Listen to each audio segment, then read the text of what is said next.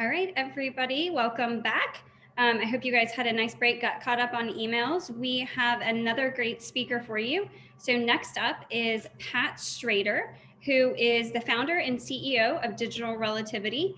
You guys all know them. They are one of our advertising agencies and do tremendous work for the tourism office.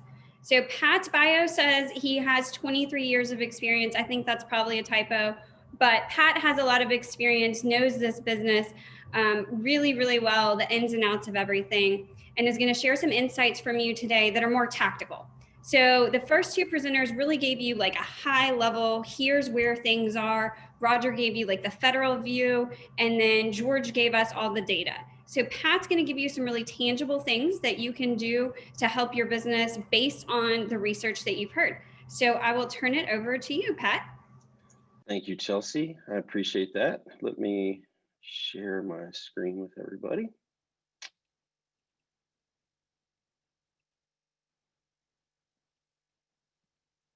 Okay, so I'm going to go ahead and get started again. My name's Pat Strader, Digital Relativity.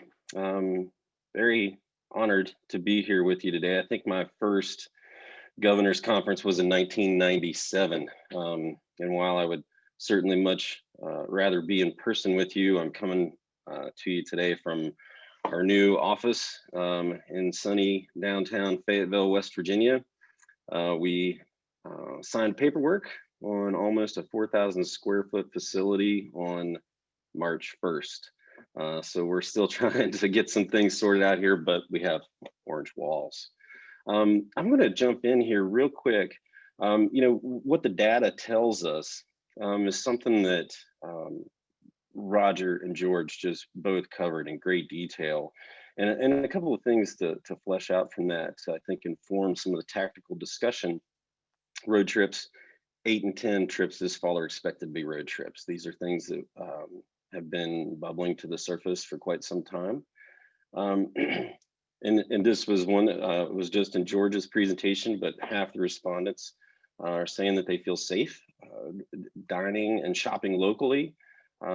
And then when it comes to travel advertising, this is one of the more interesting things, I think. And again, it was touched on, it was teed up nicely. And George and I did not coordinate this, but the discussion about masks and showing travelers with masks on.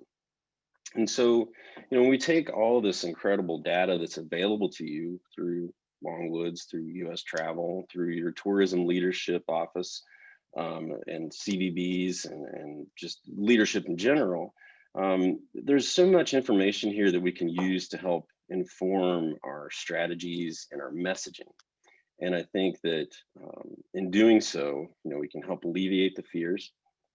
We can encourage, and instill the confidence. As Roger mentioned, he says, show people that we know what we are doing.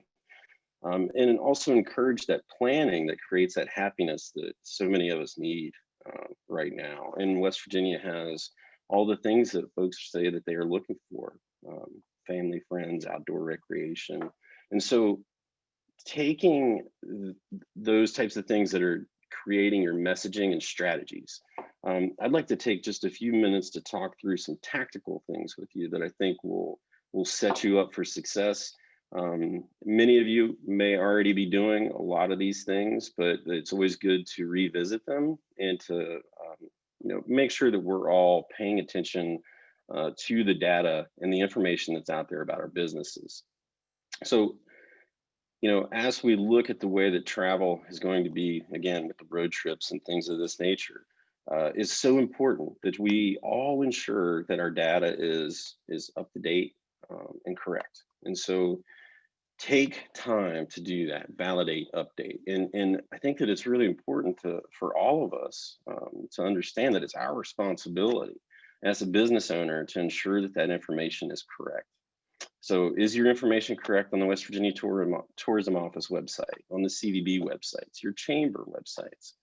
Take some time to Google your business name and just kind of run through those listings and see where your business is showing up and validate those sources. And so there's so much information out there. There's so many different data sources. And I use this slide, and I know you can't see it, and that's okay. The point of this slide is simply to make the point about how all of the data is interconnected and how data sources feed each other. And it's very important that we understand that you can't just go to one singular location and change your data. For example, with Google, which we're going to talk about here in a moment, there's still many other sources of information that you need to cover. And you can look, and again, I'll share this slide deck so you can study this graph in more detail, but you can see how the different data sources feed into each other. And so I'd like to spend just a few minutes talking through some of these data sources and some ways that you can take advantage of them. And again, to reiterate information that we've already heard from Roger and George, is that people want to see your information. What is your cleaning and hygiene program? Are you available? Is your food available for takeout and things of that nature? And so the first one that I want to look at is Apple Maps. And this is one that is a primary source of data that once this information is in here, it's going to be parsed out and placed in different locations that license that data. But this is one, simply Google Maps, Apple Maps Connect, sign in, search for your business. It's a very simple process to claim. And then there you can make sure that your information is updated and correct. So that's the first one that we'll just I want to put on your radar. The second one, this is one that probably isn't on many radars, Foursquare. This is an app that's been around for quite some time. Very interesting story. Dennis Crowley, the gentleman that started this company, actually it was founded as Dodgeball, which interestingly enough, when they were starting Dodgeball, the precursor of Foursquare, they came whitewater rafting here in West Virginia. This was one of the first places that they came and actually tested some of this right here in West Virginia. This was early mid 2000s. Foursquare itself is not something that you see that often being used as much as it was, say, 10 years ago. But it was so interesting how they pivoted in the sense that they took all the data that they have and that they are now a data source. They license this information. So simply Google Foursquare for Business, search for your business. If you haven't already claimed it, go through the process. It's very simple. And this information is used by many apps and mapping services. So it's very important. Bing is one that doesn't have as much discussion as I feel that it should. But Bing Places for Business, just like Google Places for Business. Very simple process to go through. If you have not already claimed it, it is very easy to do. But if you haven't been into Bing in a while to update your information, make sure that you go in there and do that. And one of the highlights that I called out here is simply that they have a call out for announcements. So here would be a great place for you to put information, and you'll notice there's a field for the link that you can let people know what are your cleaning and your hygiene processes. What is your protocol? What are your strategies for COVID to help make travelers feel safe? Another great thing about Bing for Business is they finally started to sync information with Google. So you can start to systemize and create a process for updating your information by simply going through this process to sync with Google, which I highly recommend. Yelp, and again, as we go through these, I know that sometimes when Yelp and Tripadvisor and some of these come up, sometimes folks cringe a little bit because of the review process, and that's really not the point of this conversation. But Yelp is very heavily used. You need to make sure that you have all of your business information correct and updated, and it's a great marketing opportunity. It's very simple. Yelp for Business. Type in your zip code, your business name. If you have not already claimed your business, it will walk you right through that process. And the great thing about Yelp, especially for our dining folks out there, you can go through and as you can see all of the different radio buttons and check boxes here to make sure that you let potential visitors know what is available to them. Can they come inside? Are the masks required? So all of those things, make sure that you spend a little bit of time going through those. And this one seems so simple to me, but put your menu in there. More and more times that I'll go in to look for certain menus and it really becomes difficult to find it. Just make it front and center, make it easy for people to find, let them know how you are addressing updates during the coronavirus. Tripadvisor, same thing. I know that you all have heard me over the years talk about these same topic for many times, but again, claim your listing if you have not already. I know that there has been some conversations that I've had with folks that have had some difficulty with Tripadvisor.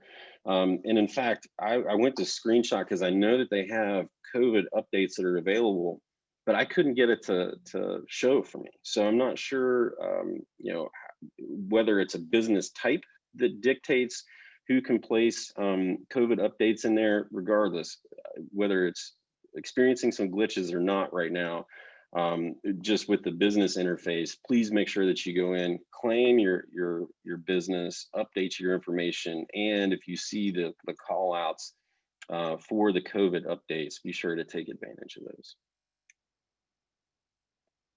One of the biggest ones, Google Places for Business. And there's this honestly could be its own session in and of itself.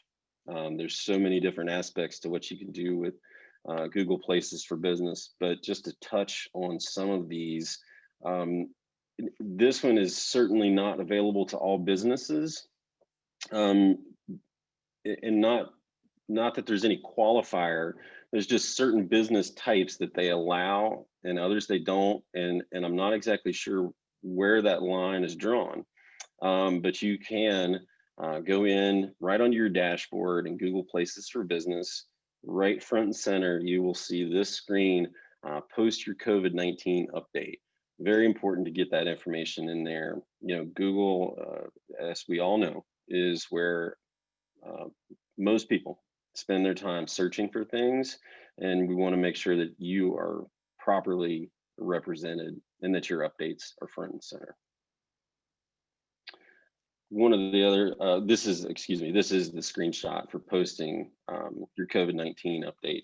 As a side note, some of the other great things that you can do with this, obviously you can see an offer here, what's new. There's lots of different ways that you can put information in here, but your COVID updates are really important. And you'll also notice right at the bottom, you can add a button so you can create a CTA for folks to be able to find more information.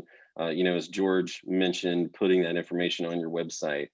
How are you handling things? What are the travel restrictions? He made a great point in his example about being in Wisconsin, unable to travel to Chicago. I think that all too often we forget that folks from outside of the state don't know what our in-state protocol is. So it's always a great idea to make that information front and center. One of the other things that I'm going to back up real quick, actually. One of the other things that I want to point out about Google Places for Business, this isn't necessarily code related, but it's more so about the reviews with Google. And again, those reviews on your Google Places for Business are incredibly important. I strongly encourage you all to download the Google Places for Business app. The reason being, when somebody puts in a review, you'll be immediately notified. The other incredibly important piece of information to know about Google Places for Business, even claiming your business, people can still submit changes to your page. So if you get an email or a notification, and if you have the app installed, you will get a notification through the app. If you receive notification that a user has suggested updates to your information and you do not address it in the sense of saying this is wrong, or yes, I need to update that information, it will assume that what the user submitted is correct. And so I've seen this happen time and time again, that we've seen hours changed on a business from somebody that may have showed up and had the wrong information. it's just really, really important. I can't stress this enough. Pay attention to those notifications that come from the Google Places for Business, or it will change it for you.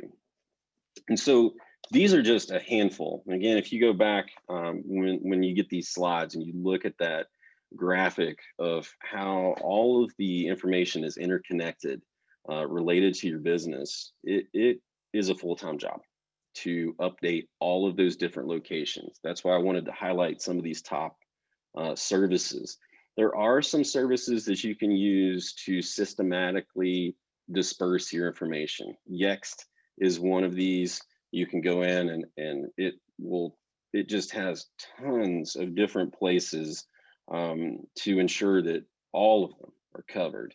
Another one that is very useful, relatively inexpensive. This is a listings management tool from SEMrush.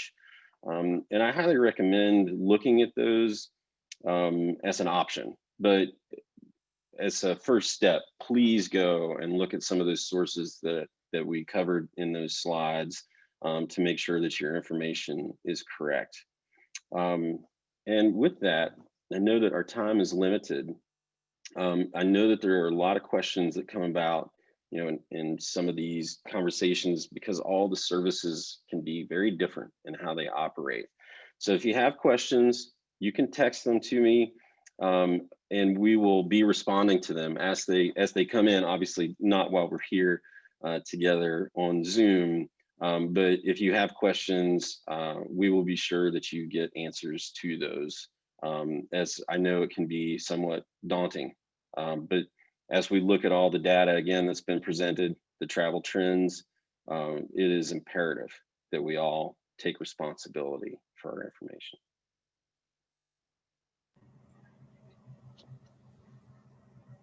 All right. Thank you so much, Pat. That was very helpful. I was actually sitting here talking to the team in the tourism office asking, hey, is all of our stuff updated? But it's a really important reminder for all of us, especially during COVID, to try to figure out and ensure that we have this information set up. So if you guys moved in March 1st, Pat, have you updated all your information? I'm trying to. Nobody go check Pat today. Yeah. But we got a message as we were talking, Pat, from one of our lodging providers who said that they check their Google page every week, but that they checked their Bing page while you were talking and realized that it said their cabins were permanently closed. So everyone, please make sure, go check everything. Like Pat said, apparently if people suggest an update and you don't go in and manually force that if it's wrong, that information could be in there. So thank you so much, Pat. We appreciate your time. I'm going to throw up a quick poll here just to ask folks, have you updated your website since COVID? Is the information on your website right? I'm just curious. We're seeing a lot of yeses, which makes me really, really happy. But everybody, please go check all of these sources. I can tell you here in the tourism office, we've seen time on site go up. We're seeing more people looking at your website listings on our site. So they're looking for this information. They need hours. They need to know about masks. They need to know about all these things. So please, if there is one major takeaway today, it is that we need to make sure all of our information is updated all across the internet, which is really hard, but Pat has given us some great tools. So thank you so much, Pat. Thanks for having me, Chelsea. Appreciate it. All right, so we've got about 10 minutes for you guys to check your email, do anything that you need to do. We will be back here at 11:10. Thanks so much.